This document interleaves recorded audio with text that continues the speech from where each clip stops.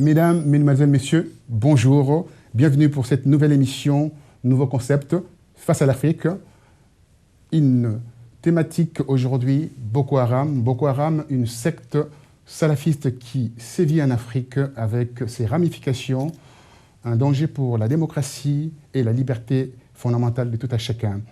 Une secte qui s'est illustrée dans une grande barbarie, commettant au nom de l'islam des crimes contre l'humanité. Alors, comment faire pour, bien sûr, éradiquer cette secte en Afrique? Nous avons ici sur ce plateau deux invités de qualité. Madame, à ma droite, Madame Ansel Maxence, qui est présidente du collectif Peuple en Afrique, journaliste correspondante de la télévision camerounaise en France, franco-camerounaise. Vous œuvrez également au sein de l'UDI, en France, parti politique. Donc, vous allez nous parler de cette situation de Boko Haram. À ma gauche, Son Excellence, Monsieur l'ambassadeur Michel Rimbaud. Vous avez été ambassadeur au Soudan, en Mauritanie et au Zimbabwe. Voilà, c'est ça. Ambassadeur de France. Oui. Très bien. Alors, nous allons rentrer tout de suite dans le vif du sujet. Quand vous voyez, Madame Ansel, quand vous voyez ces Boko Haram occuper une grande partie de l'Afrique de l'Ouest et jusqu'à l'Afrique centrale, au Cameroun, chez vous, quelle lumière portez-vous par rapport à cette secte? Mais c'est déjà un sentiment de désolation, un sentiment de colère. Mais en même temps, on se dit, une fois qu'on a passé ce sentiment de dénonciation et d'indignation, on fait comment? Il faut savoir que c'est un groupe qui sème la terreur sur toute une sous-région, qui menace même d'autres pays. Il suffit seulement qu'un seul pays décide de combattre ce groupe. Ce pays se retrouve sous des menaces, c'est en l'occurrence le Bénin, c'est en l'occurrence la Côte d'Ivoire, tout simplement parce qu'un groupe a décidé de terroriser les populations, a décidé de s'impliquer dans la vie politique, parce que c'est un groupe qui, par exemple, va pousser les autorités nigérianes à repousser des élections. Monsieur l'ambassadeur, concernant cette nébuleuse Boko Haram, les livres interdits, alors quand on parle des livres interdits, l'enseignement est interdit, et on rejette complètement l'enseignement à l'occidental. À l'occidental, oui, c'est ça. Alors, moi, je suis frappé de voir la radicalisation dont vous parlez, madame, au départ comme une œuvre, au fond, de bienfaisance, enfin une œuvre sociale, un mouvement qui s'occupe qui fait du travail social, et puis sa radicalisation extrême jusqu'à la barbarie, comme on le voit maintenant, je pense que c'est lié à un contexte, effectivement. Moi, je ne pense que Boko Haram, bien évidemment, ça n'est pas un mouvement isolé. L'origine de cette secte? À l'origine de Boko Haram, moi je pense que ça doit être probablement de création locale, c'est au nord du Nigeria. Quand même, c'est le plus grand pays d'Afrique, le Nigeria. Il y a quand même, je crois, 180 millions d'habitants ou quelque chose comme ça. Bon, et puis avec tous les pays voisins. Et donc, à partir de ce noyau, le Boko Haram peut rayonner, si je puis dire, et semer la terreur. D'autant plus qu'il a des alliés. On retrouvait des traces de Boko Haram jusqu'au Mali, par exemple, au milieu de tous ces groupes islamistes qui ont pris quand même le contrôle pendant un moment des 2/3 du Mali, enfin, qui ont provoqué la crise que l'on sait. Une question concernant de l'ordre stratégique, aussi fonctionnel en Afrique. On voit comment l'Afrique est poreuse au niveau de ses frontières. Alors, comment Boko Haram, cette secte, peut-elle aller jusqu'au Tchad, jusqu'à aller provoquer les territoires camerounais dont vous êtes ici? Comment se fait-il que l'armée ne regarde ça et puis n'agit-elle pas par rapport à cela? Mais il faut voir la chose de deux façons. Par moment, on déplore le fait que peut-être on aura une frontière avec un grand mur, et par moment, on peut se louer du fait qu'on a une frontière où les gens peuvent passer, entrer et venir. Donc, il faut voir de deux façons. Donc, c'est quelque chose un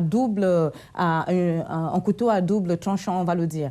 Mais Boko Haram, quand vous êtes du côté du Cameroun, vous pouvez dire, ben voilà le Nigeria de l'autre côté. Quand vous êtes du côté du Nigeria, vous pouvez dire, voilà le Cameroun de l'autre côté. Les gens passent. Il y a des mouvements des gens. C'est aussi une culture. C'est pas, il y a des voitures, certes, mais les gens traversent avec du bétail, ils vont faire des marchés, ils bougent. Mais c'est aussi ça, le vivre ensemble, pouvoir bouger. Mais malheureusement, dans ce vivre ensemble qu'on peut louer, il y a un groupuscule de personnes qui ont décidé de faire du banditisme, parce qu'à la base, vous parliez tout à l'heure, à juste titre, du financement de la secte Boko Haram. Boko Haram, au départ, quand ils commencent à avoir, pour pouvoir se structurer, ils attaquent des postes de police au sein du Nigeria. Ils récupèrent des armes, ils commencent à braquer des gens. Dernièrement, ils vont au Cameroun pour voler du bétail. Et en même temps, ils sont aussi quelque part, vous avez vraiment raison de poser la question, est-ce qu'ils sont... je ne suis pas spécialiste de Boko Haram, mais ce que je sais, c'est que j'entends dire qu'ils sont soutenus par certains élites politiques.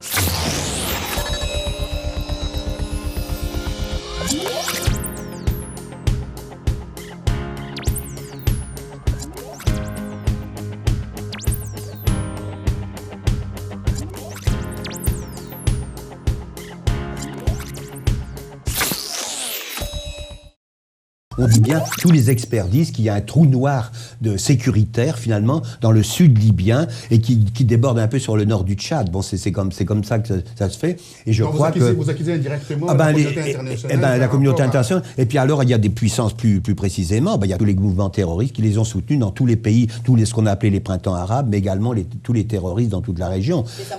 Pardonnez-moi, madame. Quand on voit depuis 2011 où il y a eu l'assassinat de Muammar Kadhafi, le leader qui contrôlait en fait la zone, qui savait comment manœuvrer avec tous ces groupuscules. La boîte de Pandore s'est ouverte. Alors aujourd'hui, on a des armes qui circulent partout, des missiles Milan, etc. Donc ça favorisait bien sûr la montée de l'islamisme dans la zone ou dans le Sahel, où on ne peut même pas contrôler leur activité. Mais c'est tout à fait normal, et puis ce n'est plus un secret pour personne qu'on dit très bien que l'opération sur la Libye n'a pas été vraiment une opération aboutie. Parce que quelque part, il y a eu des armes qui ont été larguées là-bas pour pouvoir faire cette opération, mais finalement, ces armes se retrouvent aujourd'hui entre les mains de Boko Haram. Et ce n'est pas aussi un secret pour personne quand on entend que certaines populations accusent les pays occidentaux d'être derrière Boko Haram parce qu'on aurait vu sur des armes telle marque et telle marque. Donc, alors que c'est tout simplement ces armes qui... d'un cargo français qui a été intercepté. Donc, tout simplement, c'est des armes. Moi, ce que je suis en train de dire, c'est que c'est des armes qui ont été, d'une certaine façon, larguées de manière désordonnée au niveau de la Libye, qui se retrouvent aujourd'hui. Et cette secte Boko Haram est vachement structurée. Une question de l'ordre stratégique. On voit les Américains avec leurs satellites, avec une technologie très avancée. Comment se fait-il que ces Américains n'arrivent pas à mettre la main sur ces groupuscules, cette secte de Boko Haram? Alors là, quand vous me parlez de cette puisque les Américains comme les Français, les Occidentaux sont hyper équipés et qu'on n'arrive pas à toucher ces gens-là et qu'on n'arrive même pas à retrouver 200 jeunes filles. 200 jeunes filles. Mais franchement, c'est vraiment une honte mondiale. Moi, je vais vous dire, cette situation, c'est une honte mondiale. Aujourd'hui, on est capable de savoir qui est derrière une cagoule. On est capable de savoir, de retrouver facilement quelqu'un. Vous voyez, Paris, voilà. Donc, mais oui, mais bien sûr, parce que ce qui s'est passé avec Charlie Hebdo, ça a touché tout le monde, ça a touché tout le monde entier. Ça nous a touché au plus profond de nous-mêmes. C'était vraiment inhumain ce qui s'est passé, mais au bout de quelques jours, on a su qui était derrière. Mais un groupe de 200 jeunes filles, de plus de 200 jeunes filles d'ailleurs, parce qu'elles n'étaient pas 200, jusqu'aujourd'hui, bientôt ça va faire un an que ces filles-là ne sont toujours pas récupérées. La stratégie des renseignements comme... Moi, je voulais dire, aussi pour embrayer sur ces mouvements terroristes, c'est une lutte mondiale, effectivement. Mais je pense que ceux qui dirigent cette lutte mondiale ne sont pas très convaincus, puisqu'ils sont, d'une certaine façon, ils ne sont pas étrangers à la naissance de ces mouvements terroristes. C'est vrai. Non, je dis pas ça. Mais je dis pour Al-Qaïda, écoutez, bon, on sait que par qui a été fondé Al-Qaïda, et donc on retrouve tous et on sait donc Daesh, donc au fond tous les mouvements terroristes, c'est de la mouvance de Al-Qaïda finalement, y compris Daesh. Oui. Et je pense que les pays qui prétendent soutenir la lutte contre le terrorisme et l'engager, la diriger finalement, ne sont pas très convaincus puisque c'est leur production. On dit bien que Daesh est une production par exemple de l'intervention américaine en Irak. Al-Qaïda, c'est la production des États-Unis, du Pakistan et de l'Arabie Saoudite pour ne citer que. La Syrie, c'était une projection de Jabhat al-Nusra. C'était un groupe de Al-Qaïda et le Daesh, c'est une production de Jabhat al-Nusra. Daesh et Al-Qaïda sont les deux concurrents. Daesh est une filiale de Al-Qaïda et qui a voulu prendre sa place. Il n'y a pas de place pour la mère et la fille. Alors, et donc, ils sont en concurrence pour avoir le califat mondial. C'est des gens qui sont soutenus, plus ou moins. Qu'est-ce que vous voulez? Les États-Unis, on ne peut pas dire. Madame Obama, c'est certainement une femme de qualité, mais enfin, il n'empêche que les États-Unis, ce sont les pays ils font semblant de diriger une coalition, mais c'est une coalition qui est leur enfant, c'est leur progéniture, donc, en fait, alors, en réalité. On peut partir sur cette hypothèse. C'est mon avis, du moins. On peut partir sur cette hypothèse de M. Brzezinski, qui est sur les grands échiquiers, qui disait voilà, la diplomatie ou la démocratie par les chaos. Ah, vous n'avez pas tort, vous n'êtes pas très loin de la vérité de mon point de vue. Vous n'êtes pas très loin de la vérité, mon point de vue, oui. Donc lors de ce chaos-là, parce que normalement, admettons qu'il y a des gens qui sont derrière toutes ces choses-là, mais ça va revenir comme un boomerang. On va terminer par rapport à cela. Je pense que nous avons une force qui peut apporter quelque chose, une solution par rapport à cela. Honnêtement, quand je vois ça fait un peu trop composite pour que ça soit bien efficace, non, je pense à l'Africom. L'Africom, moi je ne crois pas à la résolution vraiment profonde des États-Unis de combattre, disons, tous ces groupes terroristes. Parce qu'encore une fois, ils ont été pour beaucoup dans la création et ils sont dépassés par leurs créatures, c'est clair, qui ne contrôlent plus. Alors ils font semblant d'eux, mais enfin moi je trouve que avec le nombre de moyens déployés et le peu de résultats obtenus, il y a comme un décrochage qui me laisse perplexe.